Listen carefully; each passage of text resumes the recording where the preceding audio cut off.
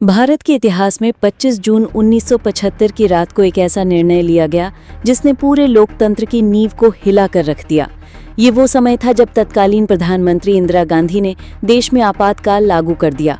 इस निर्णय ने भारतीय राजनीति, समाज और जनता की आज़ादी पर गहरा प्रभाव डाला। इंदिरा गांधी का ये कदम देश के लिए अप्रत्याशित था, क्योंकि आपातकाल जैसी स्थिति की किसी ने कल्पना भी नहीं की थी। लेकिन इसके पीछे की कहानी केवल राजनीतिक संकट तक सीमित नहीं थी, बल्कि इसके अंदर कई घटनाएं और परिस्थितियां शामिल थी जो अंततः आपातकाल की घोषणा तक ले गईं।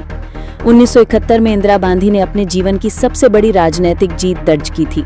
उन्होंने गरीबी हटाओ का नारा दिया था और भारी बहुमत से चुनाव जीता।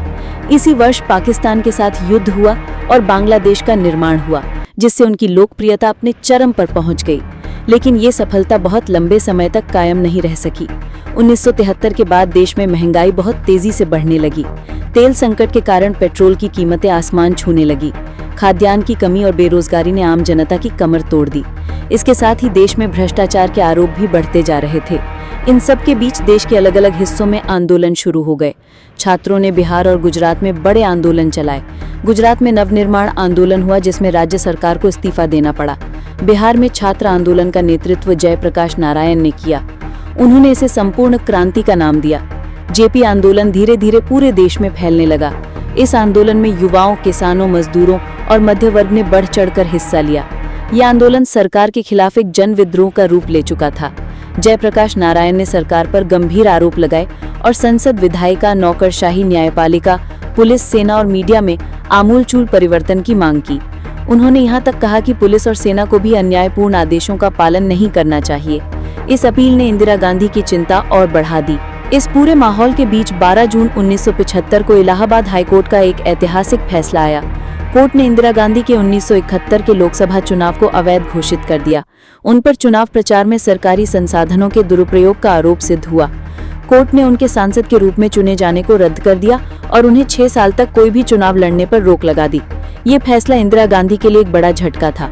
इसका मतलब था कि अब उन्हें प्रधानमंत्री पद छोड़ना पड़ेगा। विपक्षी दलों ने इंदिरा गांधी के इस्तीफे की जोरदार मांग की।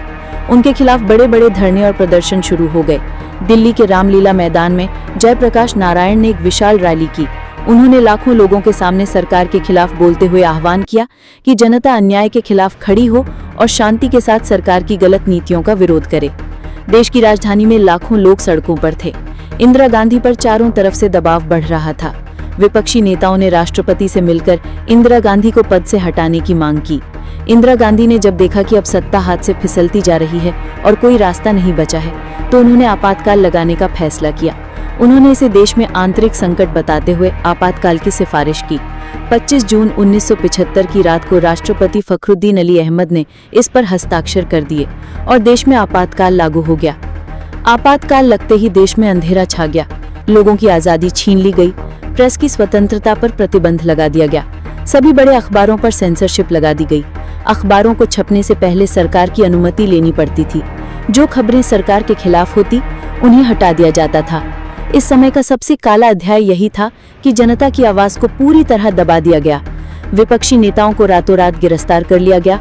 जयप्रकाश नारायण, अटल बिहारी वाजपेयी, लालकृष्ण आडवाणी, मोरारजी देसाई, चंद्रशेखर जॉर्ज फर्नांडिस जैसे सैकड़ों बड़े नेताओं को जेल में डाल दिया गया। पुलिस ने लाखों कार्यकर्ताओं को बिना किसी आरोप के पकड़ लिया और महीनों तक जेल में रखा। लोकतंत्र पूरी तरह खत्म हो चुका था।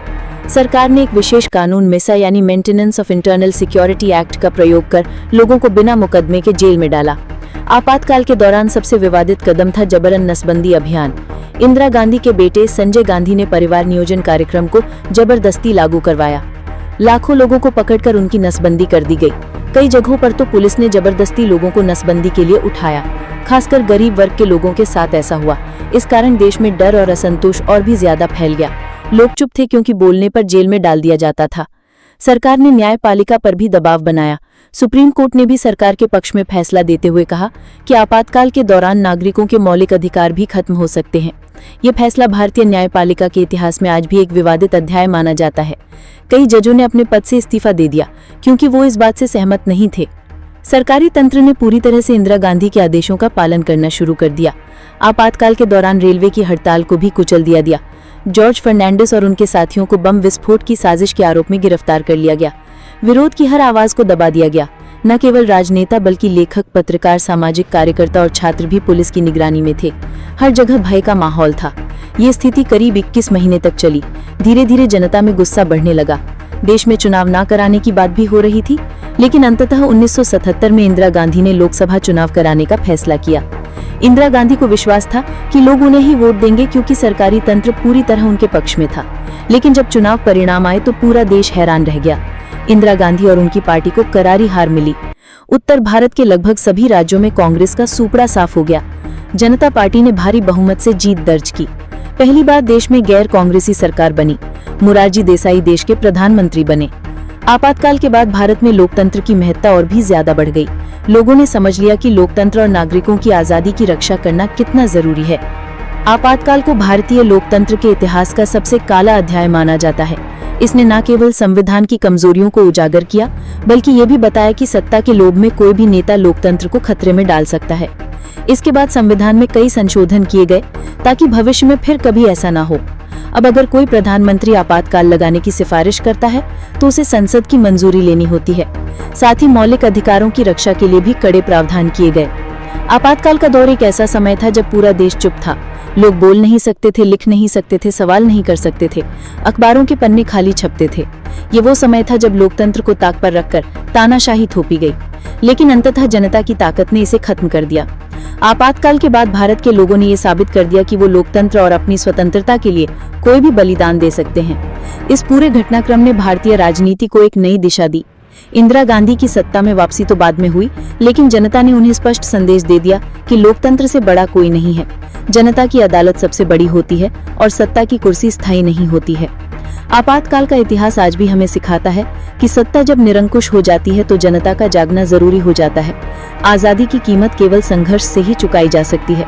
इसलिए हमें हमेशा सजग रहना चाहिए कि देश में फिर कभी ऐसी स्थिति न आए। लोकतंत्र की रक्षा करना केवल नेताओं का नहीं, बल्कि हर नागरिक का कर्तव्य है। भारत के इतिहास में आपातकाल की ये गाथा हमेशा याद रखी जाएगी।